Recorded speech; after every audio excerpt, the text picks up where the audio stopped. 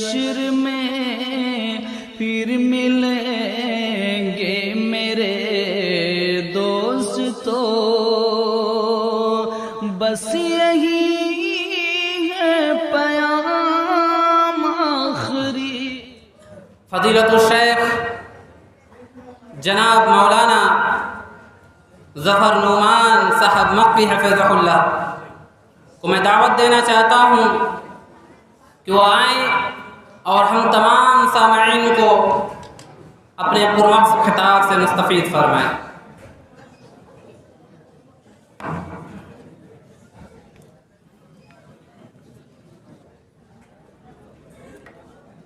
السلام علیکم ورحمۃ اللہ وبرکاتہ۔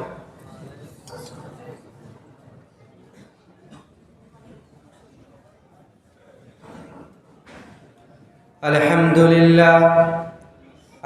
للہ نحمده ونستعینه ونستغفره ونعوذ باللہ من شرور انفسنا ومن سیئات اعمالنا، من يهده الله فلا مضل له ومن يضلله فلا هادي له، وأشهد أن لا إله إلا الله وحده لا شريك له، وأشهد أن محمدًا عبده ورسوله۔ يا أيها الذين آمنوا اتقوا الله حق تقاته ولا تموتن إلا وأنتم مسلمون۔ يا أيها الناس اتقوا ربكم الذي خلقكم من نفس واحدة وخلق منها زوجها وبث منهما رجالا كثيرا ونساء، واتقوا الله الذي تساءلون به والأرحام إن الله كان عليكم رقيبا۔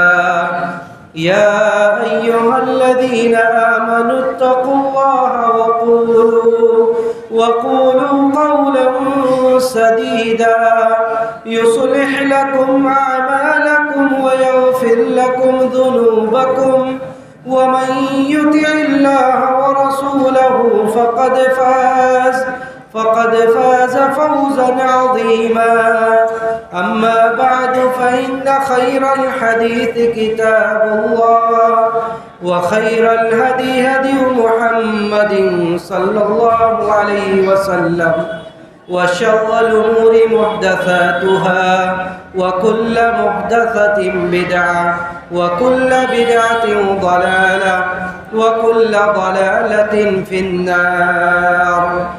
أعوذ بالله من الشيطان الرجيم۔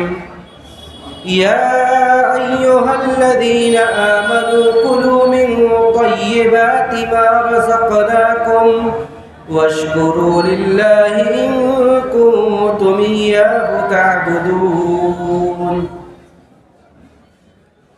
محترم صدر اجلاس، علماء کرام، نوجوانان قوم و ملت، پردہ نشین ماؤں اور بہنوں،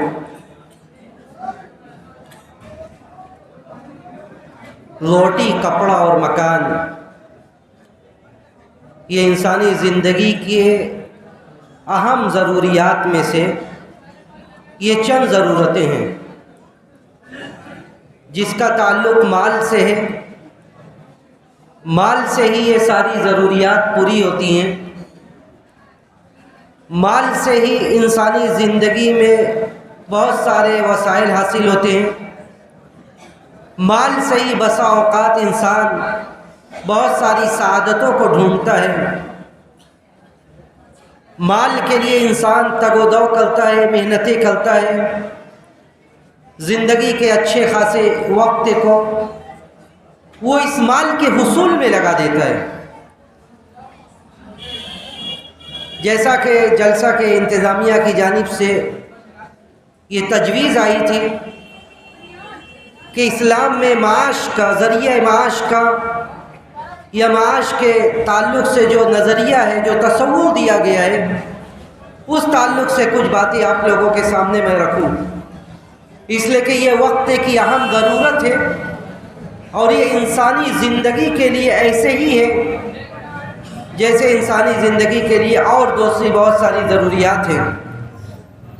دیکھیے میں مرحلہ وار اسٹیپ بائی اسٹیپ چند باتیں میں عرض کرنا چاہتا ہوں۔ سب سے پہلی بات یہ کہ اسلام میں معاش کے تعلق سے پہلے یہ تصور واضح کر لیا جائے، اس کو کلیئر کر لیا جائے کہ اس کا تعلق ڈائریکٹ عقیدہ توحید سے ہے۔ اس کا تعلق ڈائریکٹ عقیدہ توحید سے۔ مال دینے والا کون ہے؟ مال کہاں سے مل سکتا ہے؟ مال کے حصول کے لیے بندہ کس کے آگے اپنے جبین نیاز کو خم کرے؟ اس کا تعلق عقیدہ توحید سے۔ ایک بندہ مال کے حصول کے لیے، مال مانگنے کے لیے اللہ رب العزت والجلال کی ذات کے سامنے ہی اسے جھکنا ہے۔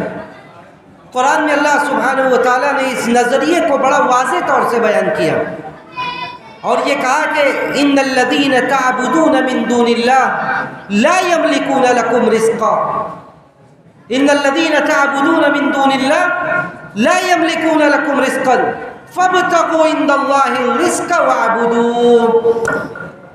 اللہ نے کہا کہ جس کی تم اللہ کے علاوہ عبادت کرتے ہو، یہ حضرت ابراہیم علیہ السلام کے واقعے میں اور ان کے قصے میں یہ بات بیان کی گئی، اور اس سے پہلے یہ کہا گیا کہ تم لوگ بتوں کو پوجتے ہو، بتوں کی عبادت کرتے ہو، اللہ کے علاوہ بہتوں کو تم پوجتے ہو، تم جھوٹ گڑھتے ہو۔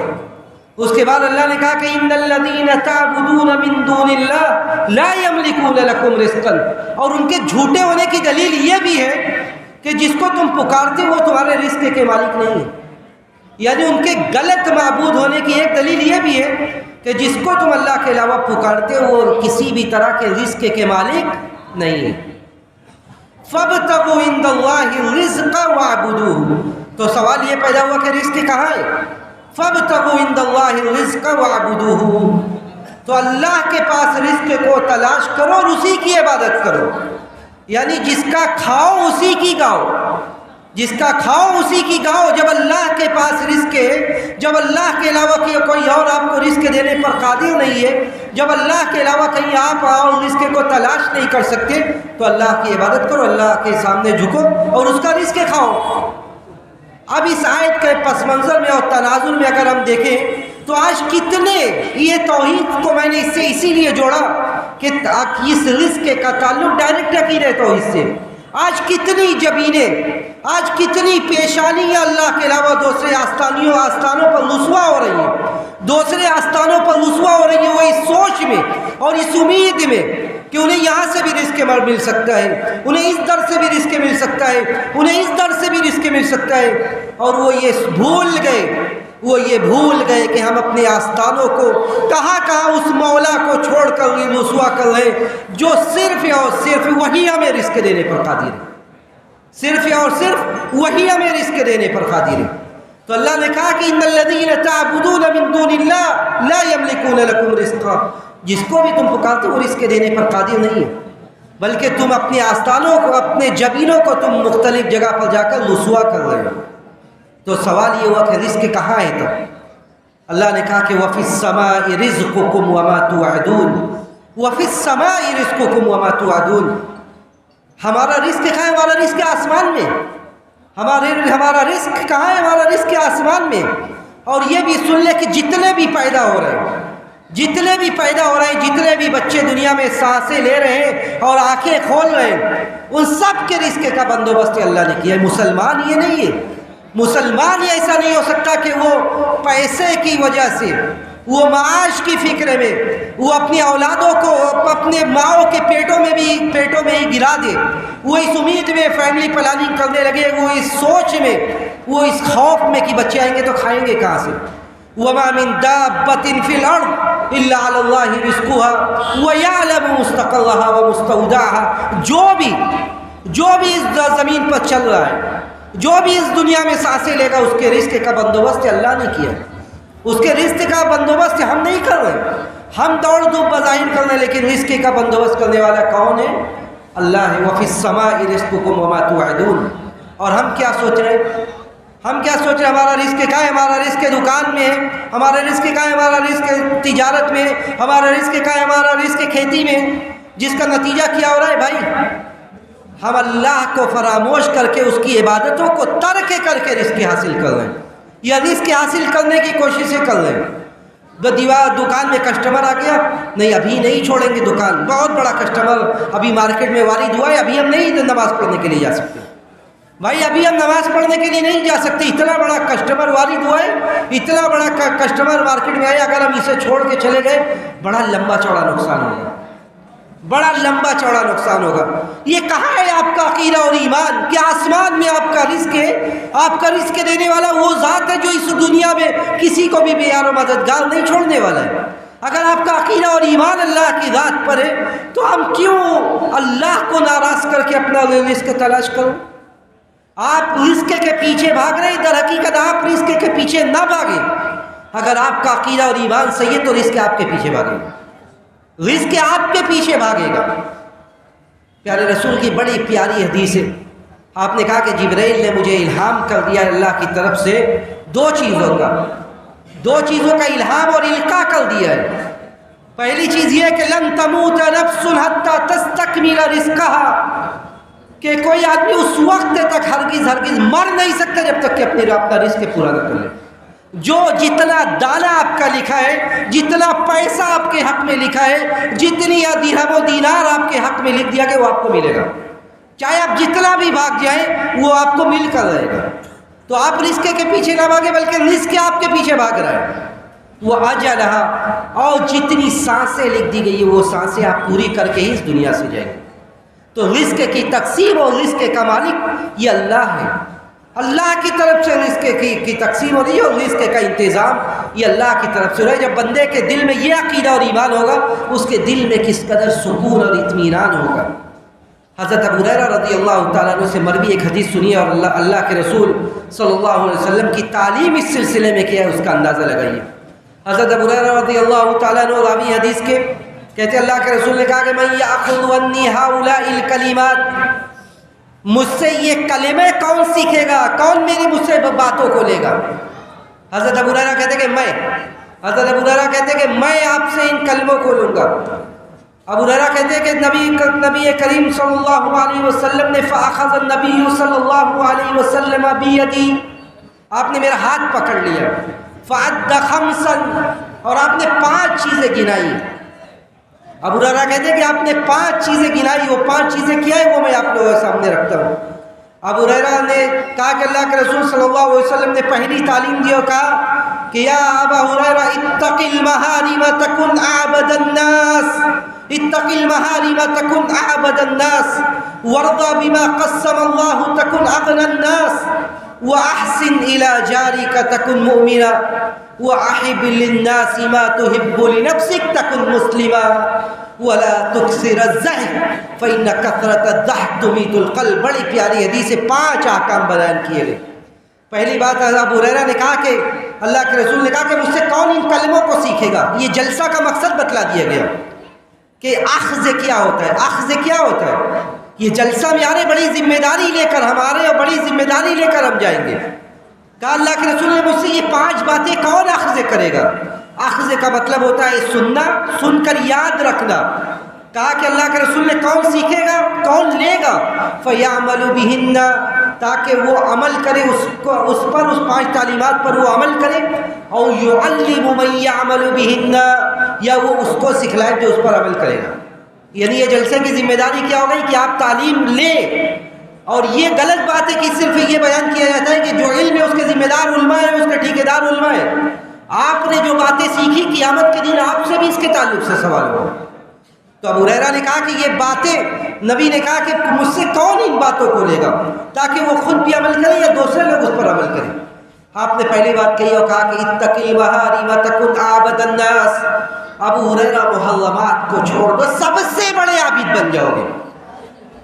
ابو ہریرہ محرمات کو چھوڑ دو، سب سے بڑے عبادت گزار بن جاؤ گے۔ آج لوگ کیا سمجھتے ہیں؟ صف اول کے نمازی بن گئے، سال میں 2-3 عمرہ کر لیے، حج پر حج کیے جا رہے، سب سے بڑے وہ عابد ہیں۔ یا پیارے رسول کہہ رہے ہیں کہ محرمات کو چھوڑ دو، سب سے بڑے عبادت گزار بن جاؤ گے۔ یعنی صوم و صلات تو مطلوب ہے ہی، ساتھ میں یہ بھی مطلوب ہے کہ جن چیزوں سے آپ کو منع کیا گیا وہ چیزیں سے آپ ان چیزوں سے بچیں۔ یہ زیادہ مشکل کام ہے۔ عبادت کرنا تو مشکل ہے، لیکن عبادت کے ساتھ ساتھ برائیوں سے بچنا یہ زیادہ مشکل کام ہے۔ آپ نے کہا کہ ابو ہریرہ برائیوں سے بچ جاؤ، محرمات پر رک جاؤ، تم سب سے بڑے عبادت گزار بن جاؤ گے۔ اس کے بعد آپ نے دوسری بات کہی، کہا کہ وَرْضَ بِمَا قَسَّمَ اللَّهُ تَكُنْ أَغْنَى النَّاسِ۔ ابو ہریرہ جو اللہ نے تقسیم کر دیا اس تقسیم پر راضی ہو جاؤ، تم سب سے زیادہ بڑے مالدار ہو جاؤ گے۔ جو اللہ نے تقسیم کیا ہے تمہارے لیے اس پر راضی ہو جاؤ گے، راضی ہو جاؤ، تم سب سے بڑے مالدار ہو جاؤ گے۔ مالداری درہم و دینار کی نہیں، مالداری وہ بیلنس کی نہیں، بلکہ مالداری دل کی مالداری ہے۔ اللہ نے آپ کو جو نوازے آپ اس پر مطمئن ہو جائیں، آپ اس پر قناعت کی زندگی اختیار کریں، تو آپ کے دل میں جو سکون ہوگا، آپ کے دل میں جو انشراح ہوگا، اس کا مقابلہ بڑے سے بڑے پیسے والے نہیں کر سکتے۔ تو آپ نے یہ تعلیم دی کہ جو تقسیم اللہ نے کی ہے، جو اللہ نے آپ کے لیے جو فیصلہ کر دیا اس پر آپ راضی ہو جاؤ، تو دنیا میں سب سے بڑے مالدار ہو جاؤ گے۔ تو پتہ یہ چلا کہ تقسیم کرنے والا کون ہے؟ تقسیم کرنے والا اللہ ہے۔ نحن قسمنا بینہم معیشتہم فی الحیات الدنیا، ہم نے لوگوں کے درمیان مال کو تقسیم کیا۔ اس کے بعد آپ نے کہا کہ وَأَحْسِنْ إِلَىٰ جَارِكَ تَكُنْ مُؤْمِنًا، پڑوسیوں کے ساتھ اچھا سلوک کرو تب مومن بنو گے۔ ایمان صرف مسجدوں تک اسلام محدود نہیں ہے، بلکہ آپ پڑوسیوں کے ساتھ، اپنے رہنے سہنے والوں کے ساتھ اچھا سلوک کرو تب تم صحیح معنوں میں مومن بنو گے۔ وَأَحِبْ لِلنَّاسِ مَا تُحِبُّ لِنَفْسِكَ تَكُنْ مُسْلِمًا، اور لوگوں کے لیے بھی وہی پسند کرو جو اپنے لیے پسند کرتے ہو۔ جو پسند اپنے لیے کرتے ہو وہی لوگوں کے لیے کرو، تب مسلمان بنو گے تم۔ جب تم لوگوں کا اور اپنا معیار ایک کر لو گے تب تم صحیح معنوں میں مسلمان ہوگے۔ اور آخری بات نوجوانوں سے میں خاص طور سے مخاطب ہوتا ہوں کہ اسلام کیسا نوجوان چاہتا ہے۔ کہا کہ وَلَا تُكْثِرَ الضَّحْكَ فَإِنَّ كَثْرَةَ الضَّحْكِ تُمِيتُ الْقَلْبَ، میرے نوجوان ساتھیوں زیادہ ہنسا مت کرو، زیادہ ہنسنا یہ دل کو مردہ کر دیتا ہے۔ آج کیا ہوتا ہے، آج کامیڈی، یہ کون ہے بھائی؟ یہ کون ہے؟ یہ کامیڈی سپر اسٹار ہے۔ گھنٹے گھنٹے بھر بیٹھ کر وہ بیہودہ ٹھٹھا لگا رہا ہے، ہنس رہا ہے، اور اس کے بعد ساتھ دنیا جہاں بیٹھ کے ہنس رہی ہے، اس کے ساتھ دنیا جہاں بیٹھ کر ہنس رہی ہے۔ اور یہ کیا ہو رہا ہے؟ یہ کامیڈی سپر اسٹار ہے۔ پیارے رسول نے کہا وَلَا تُكْثِرَ الضَّحْكَ فَإِنَّ كَثْرَةَ الضَّحْكِ تُمِيتُ الْقَلْبَ، زیادہ ہنسا مت کرو۔ اسلام ایک باوقار پرسنالٹی اور ایک باوقار شخصیت کو چاہتا ہے، ایسے نوجوانوں کو چاہتا ہے جن کی شخصیت میں وزن ہو۔ جب آپ ہر جگہ ٹھٹھا لگا کے ہنسیں گے، جب آپ ہر محفلوں میں دانت نکال کر ہنستے پھریں گے، تو آپ کا وزن ختم ہو جائے گا، آپ کا وزن ختم ہو جائے گا۔ کہا کہ زیادہ مت ہنسا کرو، زیادہ ہنسنا یہ دل کو مردہ کر دیتا ہے۔ تو اسلام نے روزی روٹی کے بارے میں کہا کہ فیصلہ کرنے والا، تقسیم کرنے والا یہ اللہ ہے۔ ہم کوشش کریں گے، دوڑ دھوپ کریں گے، لیکن دوڑ دھوپ کی ایک حد ہے۔ ہم مشین نہیں ہیں، ہم مشین نہیں ہیں، بلکہ ہر پنجگانہ نماز کے ٹائم ہمارا جسم رکے گا، مسجدوں میں آئے گا۔ یہ مشین بنا کر اللہ نے ہمیں نہیں پیدا کیا ہے کہ ہم مشین کی طرح چلتے رہیں، اس میں نمازیں بھی ہوں، اذانیں بھی ہوں، لیکن ہم سب کو فراموش کریں، اس لیے کہ ہمارا سارا ہم و غم یہ ہے کہ ہم کہیں دنیا کی اس ریس میں پیچھے نہ رہ جائیں۔ سارا ہم و غم یہی ہے، ساری فکر یہ ہے کہ ہم دنیا کی اس ریس میں پیچھے نہ رہ جائیں، اور یہی ریس چلتی رہتی ہے یہاں تک کہ ہم آخری سانسیں لینے لگتے ہیں، یہاں تک کہ ہمارے روح پرواز کر جاتی ہے۔ اللہ نے کہا کوششیں کرو، لیکن کوششیں ایک حد تک ہونی چاہیے۔ ہمارا عقیدہ اور ایمان یہ ہو کہ اللہ کے ذات ہمیں یہ وہ رزق دے گی اگر ہمارا توکل اور اعتماد ہے، صحیح معنوں میں اگر ہمارا توکل اور اعتماد ہے تو اللہ سبحانہ و تعالیٰ تو ہمیں ایسے رزق دے گا جیسے پرندوں کو دیتا ہے۔ اور یہ میں دعویٰ نہیں کر رہا ہوں، بلکہ پیارے رسول نے حدیث میں یہ کہا کہ لو انکم توکلون علی اللہ حق توکلہ لرزقکم کما یرزق الطیر تغدو خماسا وتروح بطانا، اگر جیسے حکم دیا گیا ہے آپ کو توکل اور اعتماد کا اللہ کی ذات پر، ویسے ہی تم توکل اور اعتماد کرو گے تو لرزقکم کما یرزق الطیر، تو تمہیں ویسے ہی اللہ رزق دے گا جیسے پرندوں کو دیتا ہے۔ تغدو خماسا وتروح بطانا، صبح بیچارے خالی پیٹ جاتے ہیں لیکن شام میں آسودہ ہو کے واپس آتے ہیں۔ شام میں آسودہ ہو کر واپس آتے ہیں۔ تو آپ کی رزق، آپ رزق کے لیے اپنا دین خراب کر رہے ہیں، آپ رزق کے لیے اپنی آخرت خراب کر رہے ہیں، آپ رزق کے لیے قبر کی زندگی کو فراموش کر رہے ہیں۔ لیکن آپ اگر اللہ کو یاد کریں، اس کی ذات پر توکل اور اعتماد کریں تو آپ کو رزق تو ملنے والا ہے۔ آپ اس وقت تک مر نہیں سکتے جب تک کہ اپنا رزق، اپنی روزی روٹی پوری نہ کریں۔ تو پیارے رسول نے کہا کہ اگر اللہ پر بھروسہ جیسا کرنے کا حکم ہے، وہ ایسا بھروسہ کرو گے تو آپ کو رزق تو ملے گا جیسے پرندوں کو ملتا ہے۔ تو فَإِذَا قُضِيَتِ الصَّلَاةُ فَانتَشِرُوا فِي الْأَرْضِ وَابْتَغُوا مِنْ فَضْلِ اللَّهِ۔ جیسا جب زمین میں جب نماز ختم ہو جائے، جمعہ ختم ہو جائے تو دوڑو، پھیل جاؤ، تلاش کرو، لیکن جب اللہ آواز دے، جب بلائے تو اللہ کی آواز پر لبیک کہتے ہوئے۔ مومنین وہ ہیں رجال لا تلہیہم تجارۃ ولا بیع عن ذکر اللہ واقام الصلاۃ۔ مومنین کو ان کی تجارت، ان کی بیع و شرع اللہ کے ذکر سے غافل نہیں کرتی۔ اگر ہماری بیع و شرع، ہماری تجارت ہمیں اللہ کے ذکر سے غافل کر دے تو ہم اپنے ایمان کا جائزہ لیں، ہم اپنے ایمان کا جائزہ لیں۔ تو رزق کا مسئلہ شریعت میں بڑا حساس ہے، اور یہ حکم دیا گیا، یہ تلقین کی گئی کہ حلال رزق تلاش کیا جائے۔ جو آیت میں نے پڑھی خطبہ مستونہ کے بعد، اس میں اللہ نے حکم دیا کہ یا ایھا الذین آمنوا کلوا من طیبات ما رزقناکم۔ اے ایمان والو، ہم نے تمہیں جو رزق دیا اس میں سے پاکیزہ رزق کھاؤ، پاکیزہ رزق کھاؤ جو پاک ہے، جو حلال ہے۔ اور یہ حلال کرنے کی اتھارٹی، حلال کرنے کا اختیار کسے ہے؟ حلال کرنے کا اختیار اللہ کو ہے۔ اللہ کے علاوہ کوئی حلال اور حرام نہیں کر سکتا۔ یہ حلال اور حرام کرنے کا اختیار یہ اللہ کو ہے، یہ کسی پیر فقیر، کسی درویش، کسی عالم کو بھی نہیں ہے، بلکہ نبی کو اللہ نے یہ تنبیہ کی تھی کہ یا ایھا النبی لما تحرم ما احل اللہ لک تبتغی مرضات ازواجک۔ اے نبی، آپ کے لیے جو حلال کیا گیا تھا اس کو آپ نے کیوں حرام کر لیا اپنے اوپر؟ جب بعض بیویوں کے اختلاف کی وجہ سے بعض چیزوں کو آپ نے اپنے اوپر حرام کر لیا تھا، آپ کو اللہ نے تنبیہ کی اور کہا کہ اے نبی لما تحرم ما احل اللہ لک، جو آپ کے اوپر اللہ نے حلال کیا تھا اس کو آپ نے کیوں حرام کر لیا؟ تو حلت و حرمت کا اختیار یہ کسے؟ یہ اللہ کو ہے۔ ایک واقعہ سناؤ آپ لوگوں کو کہ یہ حلت و حرمت، کوئی آدمی کچھ حلال کر رہا ہے، کوئی آدمی حرام کر رہا ہے، اور آپ اسے حلال مان رہے ہیں، اسے حرام مان رہے ہیں، یہ تو گویا کہ شرک ہے۔ حضرت عدی بن ابی حاتم، حضرت عدی بن حاتم جب ایمان لے آئے، وہ کرسچن تھے، نصارہ تھے، جب ایمان لے آئے ان کے گلے میں ایک صلیب پڑی ہوئی تھی۔ اللہ کے رسول نے پہلے ان سے کہا کہ اطرح عنک ھذا الوطن، یہ جو بت لٹکائے ہوئے پھینکو نکال کے اس بت کو جو نکالے اپنے گلے میں لٹکائے وہ نکال پھینکو اسے۔ اس کے بعد کہتے ہیں وہ کہ میں نے اللہ کے رسول نے سنا کہ آپ یہ آیت پڑھ رہے تھے، اتخذوا احبارهم ورهبانهم اربابا من دون اللہ، اتخذوا احبارهم ورهبانهم اربابا من دون اللہ۔ کہا کہ میں نے اللہ کے رسول کو سنا کہ آپ پڑھ رہے تھے کہ ان لوگوں نے، یعنی یہود و نصارہ نے، دوسری قوموں نے اپنے عالموں کو، اپنے درویشوں کو اللہ کے علاوہ رب بنا لیا، اپنے عالموں کو، اپنے درویشوں کو اللہ کے علاوہ رب بنا لیا۔ کہتے ہیں میں نے فوراً اللہ کے رسول سے کہا کہ ہم نے کہاں ان کو رب بنایا تھا، ہم نے ان کو رب نہیں بنایا تھا۔ اللہ کے رسول نے تب یہ بات کہی، کہا کہ ایسا نہیں تھا کہ اذا احلوا شيئا احللتموه، کیا ایسا نہیں تھا کہ جب وہ کوئی چیز حلال کرتے تھے تو تم بھی حلال سمجھتے تھے اسے؟ جب وہ پیر فقیر، وہ عالم کوئی چیز حلال کرتا تھا تو تم اسی کو حلال سمجھتے تھے، اور جب وہ کوئی چیز حرام کرتا تھا تو تم اسی کو حرام سمجھتے تھے؟ کیا ایسا نہیں تھا؟ انہوں نے کہا کہ یہی تو اصل شرک ہے۔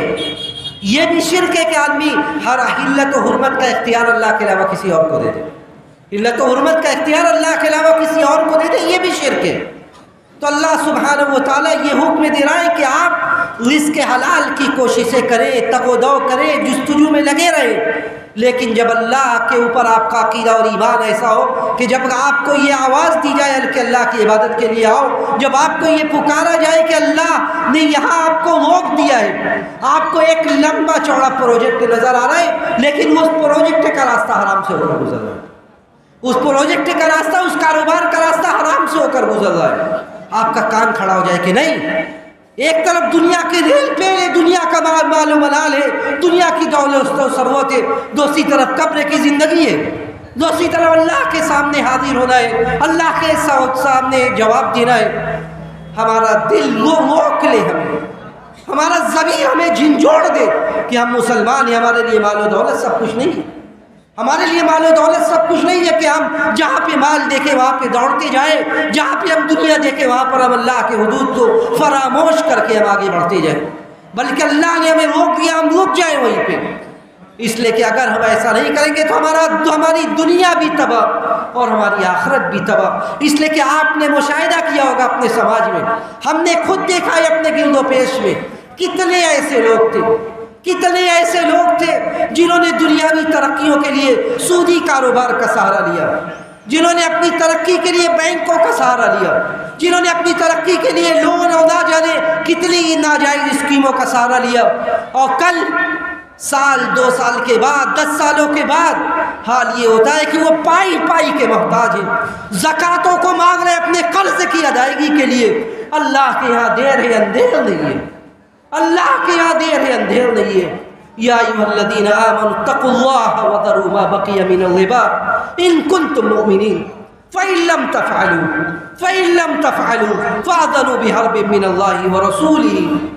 اے ایمان والو، اللہ سے ڈرو، اللہ سے ڈرو، اور جو جس سودی کام سے تمہیں روکا گیا، یا ایھا الذین آمنوا اتقوا اللہ وذروا ما بقی من الربا، جو سود ہے اسے چھوڑ دو۔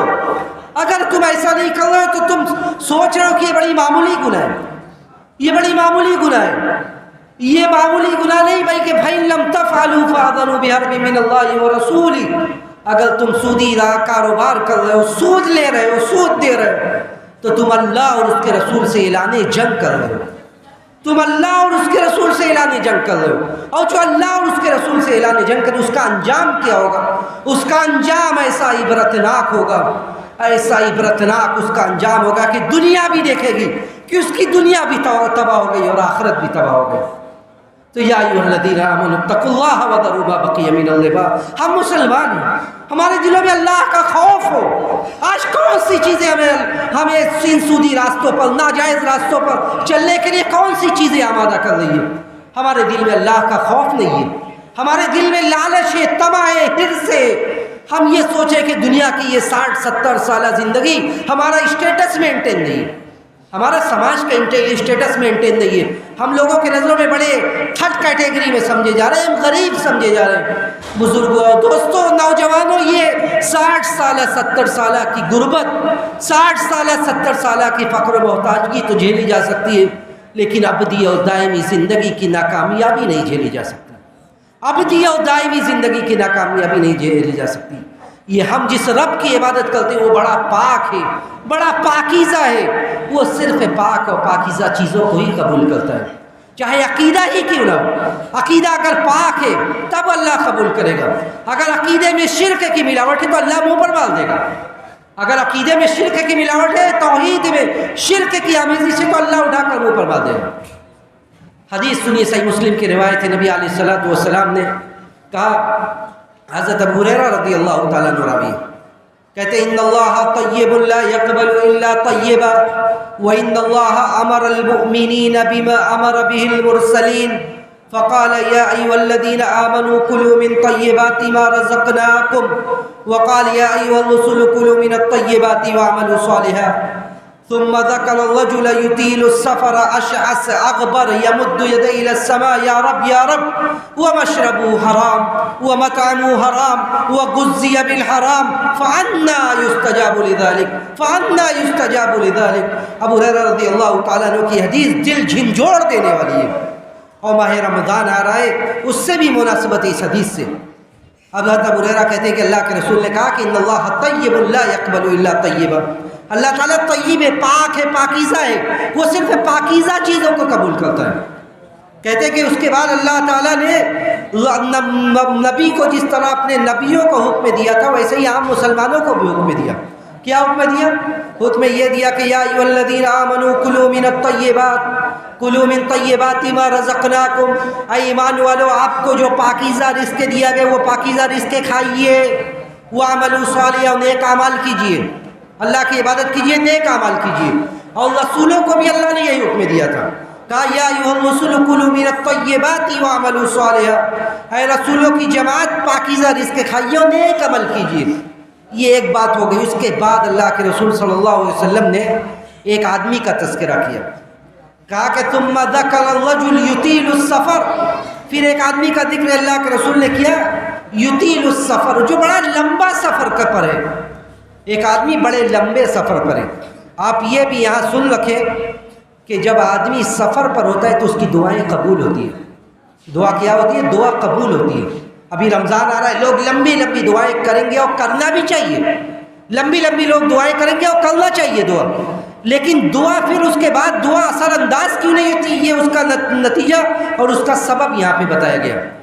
کہا کہ پھر ایک آدمی کا ذکر کیا پیارے رسول نے کہ ایک آدمی لمبے سفر پر ہے، سفر دعا کی قبولیت کا مقام ہے، اور یہ آدمی لمبے سفر پر ہے، سفر نہیں لمبے سفر پر ہے۔ اس کے بعد دوسری بات، اشعث، اس کا بال بکھرا ہوا بال ہے، مجنوں کی طرح پھر رہا ہے، اکبر، پورا جسم میں گرد و غبار ہے، کپڑا پراگندہ ہے، کپڑا میں گرد و غبار لگا ہوا ہے، یعنی بال بھی بکھرا ہوا مجنوں کی طرح بال، پورے جسم پر گرد و غبار۔ اس کے بعد ہاتھ اٹھاتا ہے، اس کے بعد ہاتھ اٹھاتا ہے اور کہتا ہے یا رب یا رب۔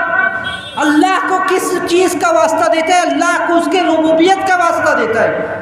اللہ کی سب سے بڑی صفت کیا ہے؟ رب ہونا۔ اللہ کو اس کی ربوبیت کا واسطہ دیتا ہے۔ جب آدم سے گناہ ہوئی تو آدم نے کیا کہہ کر اللہ کو پکارا؟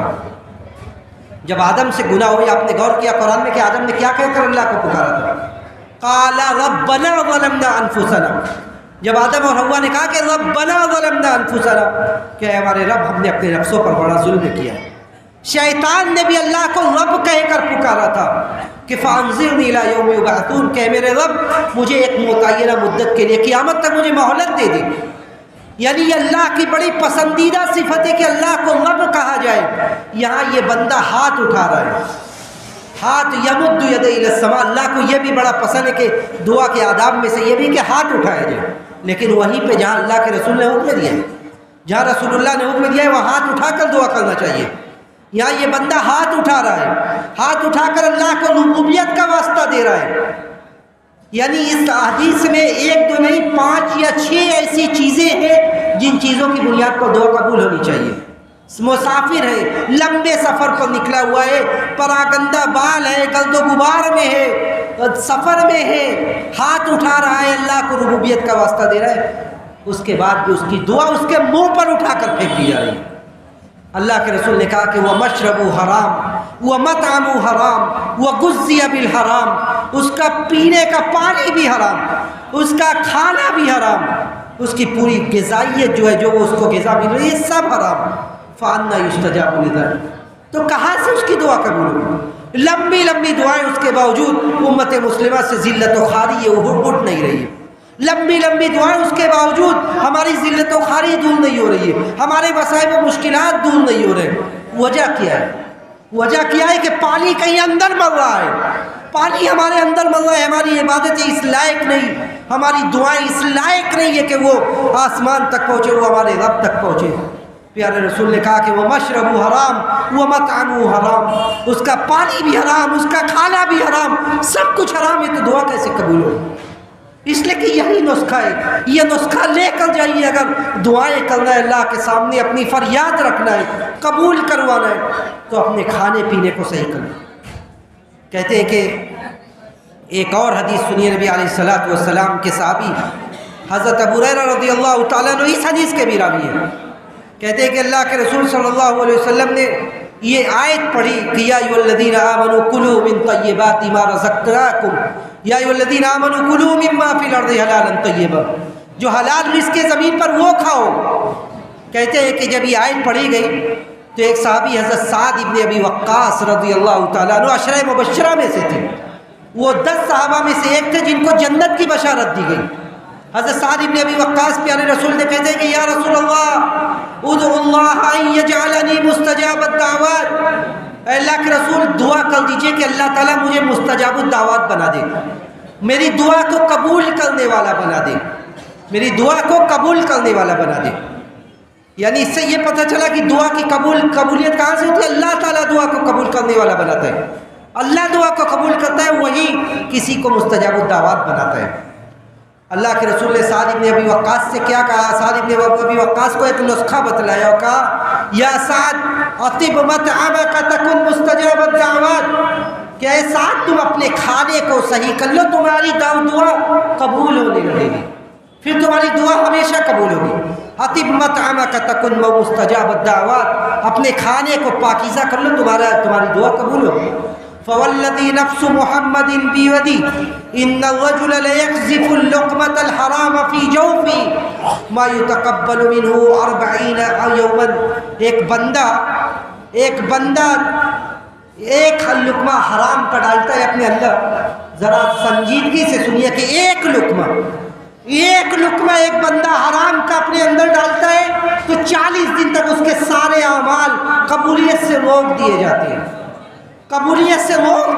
40 دن تک اس کا عمل قبول نہیں ہوتا۔ وَأَيُّمَا عَبْدٍ نَبَتَ لَحْمُهُ مِنْ سُحْتٍ أَوِ الرِّبَا فَالنَّارُ أَوْلَى بِهِ، اور جس گوشت کی جس جسم کی نشو و نما حرام سے ہوتی ہے یا سود سے ہوتی ہے، فَالنَّارُ أَوْلَى بِهِ، تو جہنم کا زیادہ مستحق یہی بندہ ہے، جہنم کا زیادہ مستحق یہی بندہ ہے جس جسم کی نشو و نما حرام سے ہوتی ہے۔ تو میرے بزرگوں اور دوستوں، یہ عبادت، یہ دین صرف مسجدوں تک محدود نہیں ہے۔ آج ہماری تجارت، ہمارا کاروبار کیوں اسلامی تعلیمات سے دور ہے؟ ہماری بیع و شرع کیوں اسلام سے دور ہے؟ جب ہم بیع و شرع کرنے کے لیے بیٹھتے ہیں، جب ہم تجارت کے لیے بیٹھتے ہیں، جب ہم دکانوں پر بیٹھتے ہیں، تو ہم یہ کیوں بھول جاتے ہیں کہ ہم اس دین کو ماننے والے ہیں جس دین نے ہمیں جہاں مسجد میں آداب سکھلائے ہیں، جہاں نماز پڑھنے کا طریقہ سکھلایا ہے، جہاں نکاح کا طریقہ سکھلایا ہے، جہاں بھائی بہنوں کے ساتھ رہنے کا طریقہ سکھلایا ہے، وہی ہمارے دین نے ہمیں یہ بھی سکھلایا ہے کہ ہم جب بیع و شرع کریں، تجارت کریں، تو ہم تجارت کس طرح کریں۔ ایمان کیا ہے؟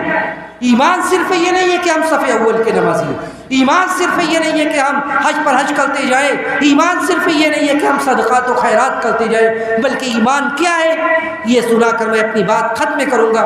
اور یہ آخری حدیث ہے اس کی جو سب سے اہم ہے، کہ حضرت نعمان ابن بشیر رضی اللہ تعالیٰ عنہ اس حدیث کے راوی ہیں، اور صحیح بخاری کی یہ روایت ہے۔ اللہ کے رسول صلی اللہ علیہ وسلم سے روایت کرتے ہوئے عامر کہتے ہیں کہ نعمان ابن بشیر کہتے ہیں کہ اللہ کے رسول صلی اللہ علیہ وسلم نے کہا کہ ان الحلال بین وان الحرام بین وبینہما امور مشتبہات، کہ بہت سارے ایسے حلال باتیں جو بالکل واضح ہیں، جو سب کو پتہ ہے، اور بہت سارے ایسے حرام ہیں جو سب کو پتہ ہے، وبینہما امور مشتبہات، اور بہت ساری ایسی مشتبہ شک و شبہ والی چیزیں ہیں جو سب کو پتہ نہیں ہے، لا یعلمها کثیر من الناس، جو بہت سارے لوگ نہیں جانتے، یعنی کچھ لوگ جانتے ہیں، سب نہیں جانتے لیکن کچھ لوگ جانتے ہیں۔ تو کچھ لوگ کون ہیں؟ کچھ لوگ ایسے ہیں جو علماء ہیں، جو مجتہدین ہیں، جنہوں نے اپنا لمبا وقت دین کے لیے نکالا ہے۔ تو کچھ کام ایسے ہیں جو بالکل حلال ہے، کچھ کام ایسے ہیں جو بالکل حرام ہے، کچھ شک و شبہ والے کام ہیں۔ تو شک و شبہ والی جب بات آئے تو رک جاؤ، اس لیے کہ اللہ کے رسول نے مثال دے کر سمجھایا، اور کہا کہ یرعی حول الہبہ، اس آدمی کی طرح جو بادشاہ کی چراگاہ کے ارد گرد اپنے جانوروں کو لے کے چل رہا ہے۔ یہ اس کی چراگاہ نہیں ہے لیکن وہ آس پاس چل رہا ہے۔ یوشک ان یرتع فیہ، قریب ہے کہ جب وہ بادشاہ کے چراگاہ کے ارد گرد چل رہا ہے، وہ اس میں کود جائے، اس میں گر جائے، اس میں واقع ہو جائے۔ الا وان لکل ملک حما، الا وان لکل ملک حما، الا وان حما اللہ فی الارض محارمہ، ہر بادشاہ کے کچھ حدود ہیں، اور اللہ کے حدود اس زمین پر اللہ کے حرام کردہ چیزیں ہیں۔ تو اللہ کی جو حرام کردہ چیزیں، وہ شک و شبہ میں مت پڑو، جو چیز واضح اور کلیئر ہے اس کو مانو، اس پر عمل کرو، جو تجارت کے واضح راستے اس کو اپناؤ۔ یہ اسکیم، وہ اسکیم، یہ فلاں نے یہ کہا، فلاں نے یہ اسکیم کو جائز قرار دیا، جن چیزوں پہ شک و شبہ پڑ جائے اس سے رک جاؤ، حلال تلاش کرو۔ حلال میں اللہ نے برکت دی ہے، حلال میں برکت دی ہے، حرام میں یہ وقتی ہے، حرام مٹ جائے گا، اور حلال یہ باقی رہنے والا ہے۔ تو جو شک و شبہ والی چیزیں اس سے رک جاؤ، اس لیے کہ اس کے بعد اللہ کے رسول نے اس حدیث کے ساتھ جس ٹکڑے کو بیان کیا وہ دل دہلا دینے والا ہے۔ آپ نے اس کے بعد کہا کہ الا وان فی الجسد مضغۃ اذا صلح صلح الجسد كله واذا فسدت فسد الجسد كله الا وهي القلب. مسلمانوں یہ سن رکھو کہ دل میں بہت سارے عضو ہیں، بہت سارے آرگنز ہیں، بہت سارے پارٹس ہیں، بہت سارے حصے ہیں، لیکن دل کا ایک ایسا حصہ ہے کہ اگر وہ صحیح ہو تو سب کچھ صحیح رہتا ہے، اور اگر وہ خراب ہو جائے تو سب خراب ہو جاتا ہے. اور وہ کیا ہے؟ وہ دل ہے.